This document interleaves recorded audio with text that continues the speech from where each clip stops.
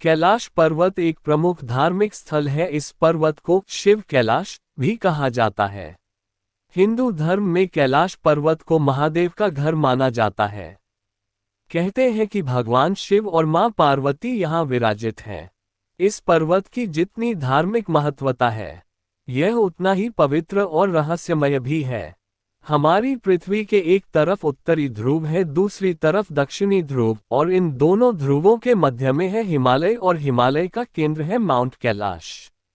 यह एक ऐसा केंद्र है जिसे एक्सिस मुंडी भी कहा जाता है।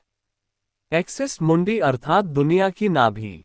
यह आकाश और धरती के मध्य का बिंदु है जहां सभी दिशाएं मिल जाती हैं। कैलाश पर्वत पर कोई क्यों नहीं चढ़ा? कैलाश पर्वत की ऊंचाई 6,600 मीटर से अधिक है, जो दुनिया के सबसे ऊंचे पर्वत माउंट एवरेस्ट से लगभग 2,200 मीटर कम है।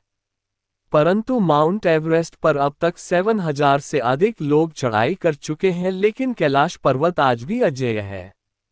अनेक प्रयासों के पश्चात भी अभी तक कोई भी कैलाश पर्वत पर नहीं चढ़ सका है। कई पर्वतारोहियों का दावा है कि कैलाश पर्वत पर चढ़ना असंभव है।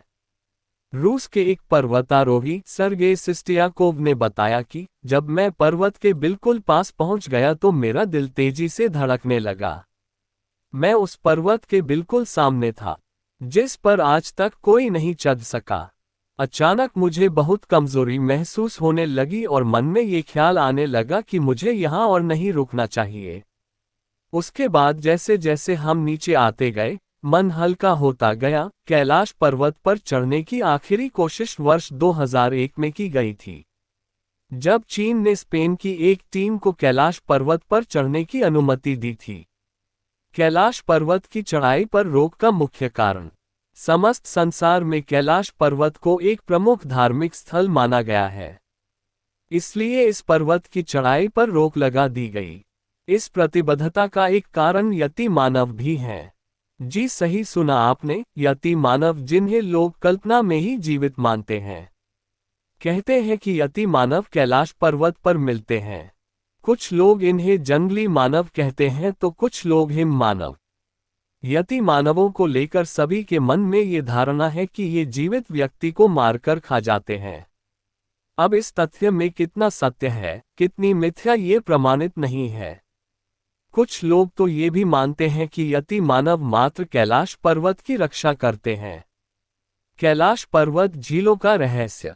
कैलाश पर्वत वहां स्थित सरोवरों के लिए भी अत्यंत प्रसिद्ध है। यहाँ मुख्यतः दो सरोवर हैं। पहला मानसरोवर, जिसका आकार सूर्य के समान है और जिसे शुद्ध पानी की उच्चतम झीलों में से एक माना जाता है। दूसरी राक्षस नामक झील है जो चंद्र के आकार की है। ये झील खारे पानी की उच्चतम झीलों में से एक है। ये दोनों सरोवर सूर्य और चंद्रमा को प्रदर्शित करते हैं। वास्तव में ये सकारात्मक और नकारात्मक ऊर्जा का प्रतीक है। यही कारण है कि मानसरोवर झील के दर्शन के लिए लोगों का गढ़ जाता है, परंतु राक्षस झील के पास कोई नहीं जाता। राक्षस ताल के बारे में यह आस्था है कि यह रावण से संबंधित है। कहते हैं इस ताल के तट पर रावण ने महादेव की आराधना की थी, जिस कारणवश इसे रावण ताल भी कहते हैं। जहां मानसरोवर का पानी मीठा है, वहां राक्षस ताल का खारा है। कहते हैं कि मानसरोवर झील के निकट जाने पर डमरू या ओम की ध्वनि आती रहती है।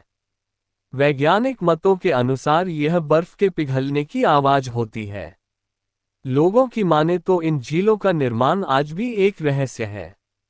कहते हैं कि इस पर्वत पर समय अत्यंत शीघ्रता से बढ़ता है। इस पर्वत की चढ़ाई करने वाले लोगों का कहना है कि यहाँ पर चढ़ाई करते समय उन्हें यह आभास हो रहा था कि उनके नाखून, बाल, यहाँ तक आयु भी तेजी से बढ़ रही है। इस तथ्य का वैज्ञानिक कारण क्या है, यह आज तक कोई नहीं जानता।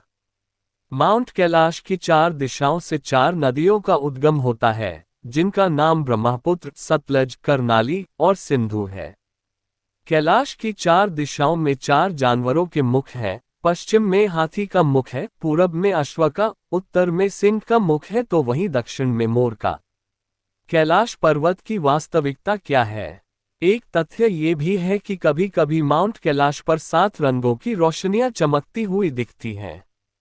वैज्ञानिक कहते हैं कि यह चुंबकीय बल के कारण होता है, परंतु वास्तविकता क्या है यह आज भी अज्ञात है।